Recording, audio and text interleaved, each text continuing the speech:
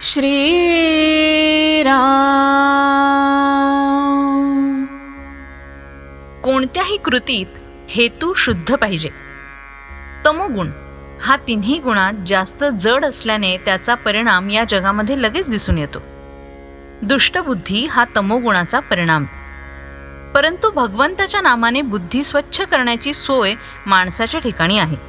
यासाठी पुष्कळ नामस्मरण करावं, म्हणजे सत्वगुणाचा उदय होतो आणि बुद्धी शुद्ध बनते. देहाला कष्ट दिले म्हणजे भगवंत वश होतो हे काही खरं नाही. तसं जर असतं तर रस्त्यात उन्हामध्ये खडी फोडणाऱ्यांना भगवंत लवकर वश झाला असता, नाही का? भगवंताचं लक्ष आपल्या देहापेक्षा मनाकडे असतं. आपल्या मनामध्ये प्रापंचिक हेतू ठेवून भगवंताच्या नावाने उपवासासारखे कितीही कष्ट केले तरी ते पाहून लोक फसतील, पण भगवंत फसणार नाही. आपण जसं बोलतो तसं वागण्याचा अभ्यास करावा. परमार्थामध्ये ढोंग फार बाधक आहे. प्रापंचिक गोष्टीकरता उपवास करणं ही गोष्ट मला काही पसंत नाही. उपवास घडावा यात जी मौज आहे ना, ती उपवास करावा यामध्ये काही नाही. भगवंताच्या स्मरणामध्ये इतकं तल्लीन व्हावं की आपण नेहमी त्यांच्याजवळच वास करतोय असं मनाला वाटावं. मग देहाने अन्न खाल्लं म्हणून कुठे बिघडलं? या उलट आपल्या चित्तात भगवंताचं नाम नसताना आपण देहाने पुष्कळ उपवास केले तरी अशक्तपणाशिवाय दुसरं काहीही पदरात पडणार नाही. काही लोक वेडे असतात. त्यांना आपण उपास तपास कशासाठी करतो हेच समजत नाही. कोणत्याही कृतीला वास्तविक मोल तिच्या हेतूवरून येतं.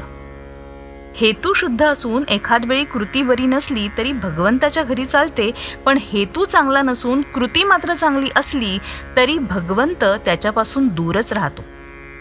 माणसाने केलेला उपवास निष्काम असून तो केवळ भगवंताच्या स्मरणात राहावा म्हणून केलेला असला तर फार उत्तम. निष्काम कर्माचं फार महत्त्व आहे. भगवंतासाठी भगवंत हवा अशी आपली वृत्ती असावी. किंबहुना नाम घेत असताना प्रत्यक्ष भगवंत समोर उभा ठाकला आणि तुला काय पाहिजे असं त्याने विचारलं तर तुझं नामच मला दे हे त्याच्याजवळचं मागणं, याचं नाव निष्कामता होय.